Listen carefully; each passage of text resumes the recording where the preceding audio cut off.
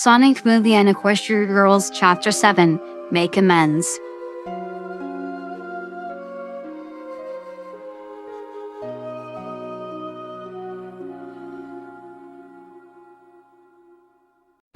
It had only been a few months since Sonic and the gang first arrived here, as night had already fallen. Sonic was currently running around the city as usual, with him humming to himself. However, this soon changed when he heard a voice coming from his hand.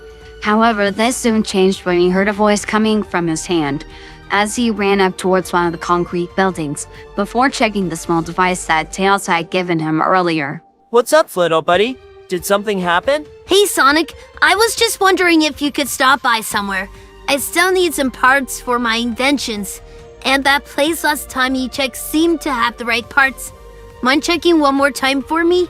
Sure, little buddy. Whatever gets me out of the lone camp works for me. Before Tails could reply back to Sonic once more, something had occurred that completely shut down the device that Sonic used to communicate with the Yellow Fox. Sonic was so caught off guard that he barely had enough time to react to the red shockwave that had pushed him slightly. Sonic was left speechless as he turned around to see where that had just come from, only to see the sky had now appeared red, as if the night sky had intensely turned into a light shade of red. Maybe I might have eaten way too many chili dogs. Sonic had looked down once more to see what had caused this unusual situation, only to see 3 red glowing creatures floating in the sky.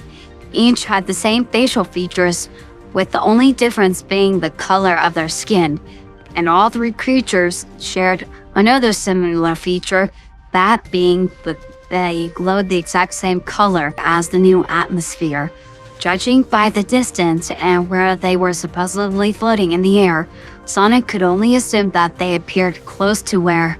Oh no. Sunset! The blue energy he had that was unique to his powers had begun to show as blue electricity began to flicker whenever he zoomed past the cars and poles in the streets.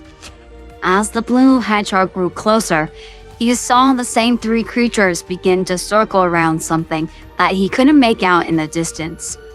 This worried him even further as he began to run even faster as Sonic kept repeating something to himself. Come on, come on, come on! Sonic then began to hear the creatures scream as they echoed a red aura that sent shockwaves which worried the blue hedgehog on what was happening.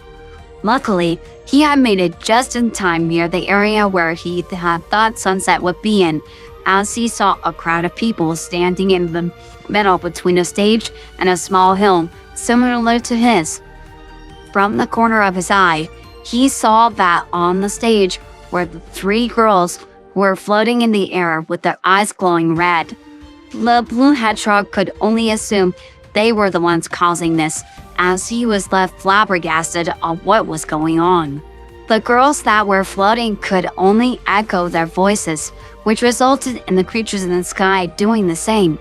Sonic could only turn the other direction to see who they were attacking, only to see that the other group was already fallen from their aura, as Sonic could see a mic being sent flying into the air as it landed on the ground, onto someone's feet.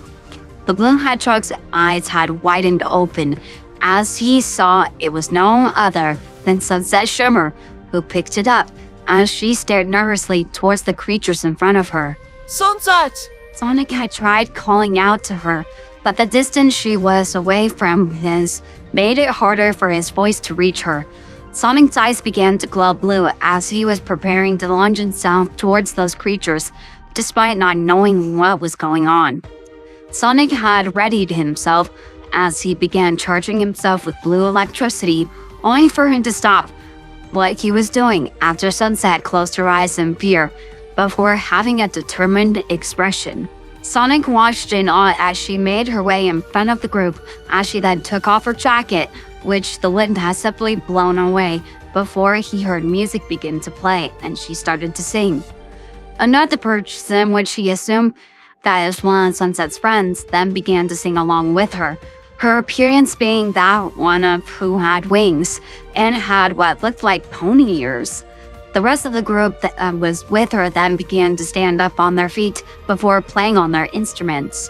As they sang, a white light had emerged from them before turning into a rainbow-colored shockwave that caught everyone's attention. Sunset then began to float in the air before a shiny golden light surrounded her as she began to transform. Sonic watched in awe as he saw that same weird-looking pony ears suddenly appear on Sunset, along with her hair now being longer. That's when the rest of her friends began to float in the air as each one of them glowed their own separate colors, which formed a rainbow as the aura coming from them flew upward towards the sky, towards the clouds. Sonic watched as the dark clouds that the rainbow aura surrounded dissipated, and he saw a pair of blue wings pop out. The crowd of people could only sing along with them.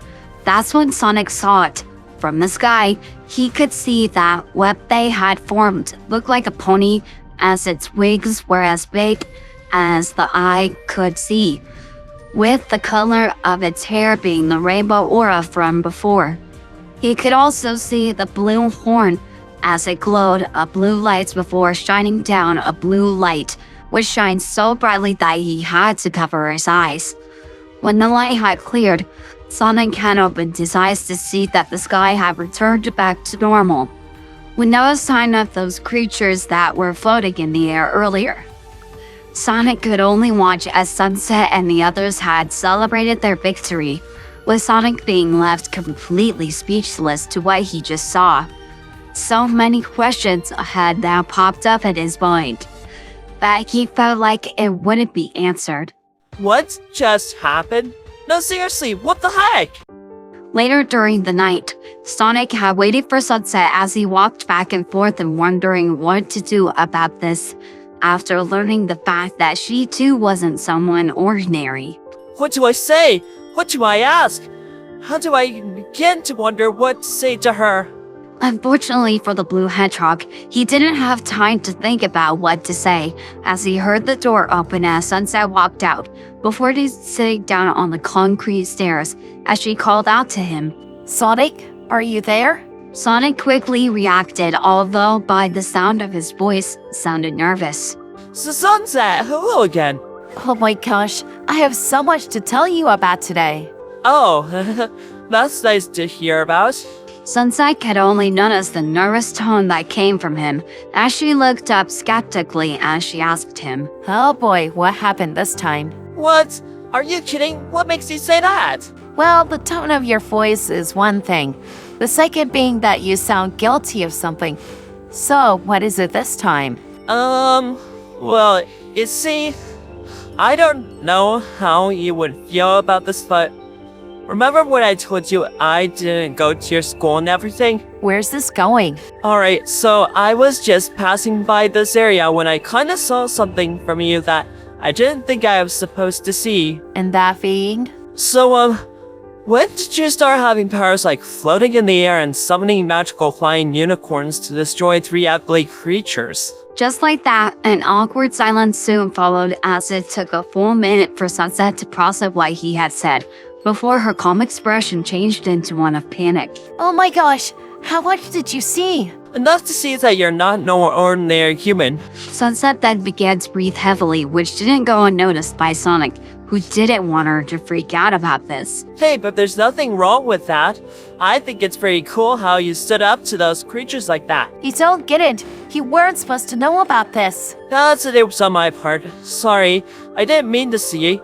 It's just that the sky had turned red and I noticed that it was near the area where you were staying at. So I got worried and ran over, and that's when I saw everything. Despite the overwhelming feeling of fear and nervousness, Sunset began to settle down, as it was only a matter of time before he would know about something like this. Sunset could only sigh in defeat before her voice became soft yet depressing. You don't think differently of me now that you know, right? What? Of course not. What you did back there was super cool. The way you took your jacket off to sing and showed those monsters who's boss? To know you had that in you, Sunset. Sunset could only smile after hearing his words, as the fear of scaring him away was out the window. She could only rub her arm shyly before looking the other way. It wasn't that amazing. Are you kidding? You literally were like the best singer there. You came out of your shell and used your magical powers to summon a dawn pony-like creature to literally obliterate those things. Although Sunset couldn't help but enjoy the little compliments that Sonic was giving her, she knew that it was more than what she deserved, especially after everything that happened after the fall formal. Knowing me, don't count on it. Before Sonic could do anything else, a question popped up in his mind that he wanted to ask her, something that made him even more curious about Sunset due to the fact that if what he thought was true, she and him might have more things in common. Hey, if you don't mind me asking, since you have magic powers and everything, do you happen to come from another place, like another world, maybe? Sunset could only stay silent for a minute before sighing, as she saw no point in hiding anything from him after he learned about all of this. Yes, I come from another world called Equestria. Unlike most of my friends here, I'm not exactly a human. Well, in this world I am, but back where I'm from, I'm a unicorn. An image of what Sunset may look like as one appeared in Sonic's mind as he tried his best to believe this information, even when it seemed unbelievable at best. One of his best friends was a unicorn from another world? Yeah, he didn't know what to think about that. Look, I know it sounds unbelievable, but No. If I see girls with wings and pointy ears sticking out of them while summoning a pony god in the sky, but that doesn't sound too crazy to me. Although Sunset was sharing this information to him, she was careful with her words due to the fact that a part of her was scared to tell him about all the things she did in the past. Maybe it was the thought that if she told him every awful act she had committed, that he would think differently of her. So coming out with some part of the truth, Sunset explained some things that were true due to her own fear and the feeling of not being ready to tell him about her old self. I used a portal back in my world to come into this one. Although the old me from before had made many mistakes that caused many people to hate me. But I had a pretty good friend that helped me climb back up to my feet during the battle with those sirens. Is when I felt like everyone started to accept me. Sonic had sensed there was more to this than what she explained, but felt like she wasn't ready to tell him just yet.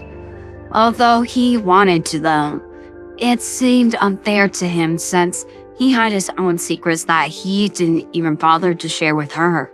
I'm glad you were able to change and use those powers for good, Sunset. I'm proud of you that you climbed back up and decided to become a better person. Despite Sonic's words, Sunset still felt some doubt about what he told her. Almost everyone besides Princess Twilight had hated her at one point. And although Sonic was the first to have befriended her, her own doubts and insecurities made her believe that if Sonic had met the old her from before, would he have been just like the others where he would want nothing to do with her anymore? Those thoughts would haunt her for a while, despite her telling him almost everything about herself. To lighten up the mood, the blue hedgehog could only laugh while it tried to crack a joke. So does that mean that old boyfriend of yours was dating a pony? Does he have a thing for pony now turned human girls now? Sonic! What? You never thought of it? Despite feeling embarrassed, she sighed before smiling once she heard Sonic laughing as a couple of seconds later, she too laughed as well. Despite everything that's been said, moments like these made her appreciate Sonic as her friend. So, mind telling me how magic suddenly works in the world you come from? Really? You're asking a history lesson from me. Aren't you the type to get bored easily when someone tells you a boring story? I wouldn't consider this boring. We're dealing with ponies that have magic, which sounds like it comes from a cool adventure story for kids. I promise, I won't fall asleep. Maybe. Alright then. Let's see. How about I start with the magic that my friends had during the Battle of the Bands? The Elements of Harmony. Ooh, do tell. As the sun finally rose, with the rooster making its usual noise to wake everyone up, Sunset Shimmer would be the first to wake up out of the girls. She could only slowly get up from the ground as she saw the others sleeping peacefully, the only one missing that being Sonic.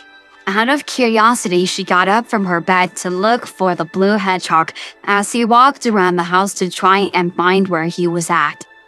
To her surprise, he wasn't in any of the rooms as she could only wonder where the blue hedgehog had went, as she scratched behind her head in disbelief before seeing a blue light coming from one of the rooms. Knowing that there couldn't be any other explanation to who could have been in the room, she quietly walked over to see Sonic kneeling on his legs as he took out a small map, which glowed blue in color. The Equestria girl could only wonder what the blue hedgehog was doing, as to her shock, she saw a blue light form in front of him, the light that revealed itself to be an owl warrior, as she spoke to Sonic. Hello, Sonic. If you're watching this, then something has happened to me, and I pray that you've made it to Earth unharmed. This world has been chosen for a very important reason. It's the secret location of the Master Emerald. The emerald has the power to turn thoughts into reality. In the wrong hands, it could threaten all life in the universe. Protecting the emerald was my sacred duty, and now I must pass that responsibility to you. Follow the map, find the emerald, and keep it safe. Sunset Shimmer couldn't believe what she was saying as she leaned in to see more. My dear Sonic, you have a heart unlike anything I have ever seen. I love you so much. Goodbye. The light then disappeared along with Longclaw as Sonic stood motionless as he held the remaining blue feather before it faded away. Without a second thought, Sonic could only speak in desperation, as if he needed someone to talk to. I don't know if I can keep your promise, Longclaw. Sometimes it just feels like it's all too much for me. Eggman is back with another hedgehog. I put my friends in harm's way, and worst of all, one of my closest friends now hates me. I don't know what to do. I wish you were still here to guide me. Sunset Shimmer could only look at the blue hedgehog with sympathy as she tried taking a step back, feeling this was invading his privacy. However, this would prove to be a mistake, as she made too much noise doing so. Sonic looked back to see Sunset Shimmer getting back to her feet as she looked at him with an awkward smile, knowing she was caught. Sonic turned the other way to face her as he slowly stood up. Sunset? What are you doing here? Sunset Shimmer knew at that moment that this was the time to come clean and talk things out, as she could only walk towards him before stopping a few feet away from him while crossing her arms. I think it's time we talk things out between us. Okay. Well, what did you want to talk about? First things first. When you first got here, how did you find me and why me of all people? Well, at first I was just looking around to see where me and the others were at. I didn't realize we were transported here from another world until after I visited you. I was just exploring the city, and to my surprise, I found you crying outside of your house that night. Then why did you do it? Why did you help me out that night? Because I couldn't leave knowing that someone was in pain. That night, you reminded me of how I was when I first came to Earth in my dimension. I couldn't just let you go through that alone. Someone once told me that being a hero isn't about taking care of yourself, but taking responsibility for other people. I stayed because I wanted to help you when you needed a friend. So that's why you stayed that night? You genuinely wanted to help me? Why wouldn't I? Because I thought you were doing it out of pity. Months after we first met, each time we had a conversation that involved getting to know each other, you always ended up changing the subject. Even when I brought up meeting you in person, you would come up with some excuse to avoid that situation. I guess what I'm trying to say is, a part of me wonders if you were ever going to tell me at some point about who you really were. Or were just waiting to go back to your dimension and pretend like none of this ever happened? Did you really just plan on leaving without me knowing? Sonic looked up to see Sunset Shimmer looking away sadly as he looks back down. shamefully knowing that at first that's what he was planning on doing. However, he soon felt regret knowing that he completely disregarded how Sunset Shimmer would feel about the whole thing. Sunset, I won't lie to you. When I say that I wasn't planning on telling you, and if it weren't for Robotnik, I didn't think I would have the courage to either. I thought it would be better that way because I didn't know if you would accept me for who I am. All my life, I've been hunted down for my power. Even the humans in my world are still trying to hunt me down. I've only known a few humans who are kind to me, that being my parents back in Green Hills. The rest, not so much. I guess, deep down, I was scared that once he found out who I really was, he would turn away from me. You didn't think I would accept you for who you are? Sonic, I've literally told you we have a talking dog and a princess that comes from another world. What part of that makes you think I wouldn't find it too weird? I just thought it would be probably better if I played it safe and kept my distance. Besides, I kind of forget the things you say sometimes. You talk a lot when you're explaining stuff. I do not. Sonic could only chuckle as Sunset could only look at the blue hedgehog with an annoyance before sighing. Since Sonic had pretty much revealed everything about himself, it was now her turn. But was she really ready to tell him about the fall formal? Sonic had noticed the uncomfortable look on her face as he knew she too wanted to tell him something. But her expression, it looked as if she wasn't ready to just yet. There's more, isn't there? There's something you want to tell me, but you're not ready to, right? Sunset looked down shamefully as Sonic could see the fear in her eyes. That what she wanted to tell him scared her. Yeah. Listen, Sunset, if you're ready to tell me, then that's fine. I'm not forcing you to, cause you have every right to tell me when you're ready. I know that ever since that night after your battle with the sirens, that you wanted to tell me more about your past. I know how scary it is when it comes to this stuff, and I won't judge you. But whenever you're ready, I'll talk about it, okay? Without a warning, Sunset Shimmer wrapped her arms around the blue hedgehog, giving him a hug, as Sonic couldn't help but look a little shocked. However, his shock turned into a small smile as he hugged her back, as they soon departed afterwards. Sometimes I wonder what makes you so hopeful and free, despite everything that's happened. That's exactly what Knuckles asked me months before we teamed up against Eggman. But like I told him, I didn't do all of this alone. I found a new family, new friends, and you did too. I guess we both have something in common then. I guess we do. Huh. The moment was soon ruined when a trash bag was thrown at Sonic, causing him to fall to the floor as they looked up to see Knuckles at the door. The Fox says it's your turn to throw the trash away. Sonic then rubbed his head while Knuckles left the room to do his own thing. I can't with that guy sometimes. Hey, Sonic! Sunset Shimmer and Sonic looked over to see Tails at the door along with Twilight Sparkle. Hey Tails, what's up? I think I finally found information about that black hedgehog last night that attacked us. Twilight helped me search some files I downloaded during my time on Earth. Wait, when did you have time to do that? Well, since Scum was trying to capture us during that Eggman situation, I thought it would be a good idea to hack into their system to see what plans they had in store for us. Luckily, since I still have that data with me, I decided to look for anything that Gun might have known about that black hedgehog from earlier. What we found was unbelievable. I think you two should look at this.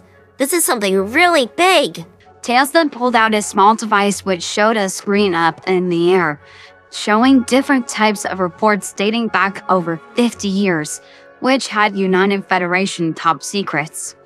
Because United Federation tried erasing every file of this so-called project, we couldn't find much information. Luckily, I'd managed to dig some information and piece them together. That black hedgehog we encountered was a part of a project created by Eggman's grandfather, who was Gerald Robotnik. Hold on a minute. Eggman had a grandfather? Of course he had one. Everyone comes from somewhere. While we were researching about this, we found many disturbing events that took place inside the secret research facility. Originally, Project Shadow was used as a cure to help cure neuroimmune deficiency. But later, the project was soon turned into a weapon, as Gerald Robotnik soon created what was known as the Ultimate Lifeform by the United Federation.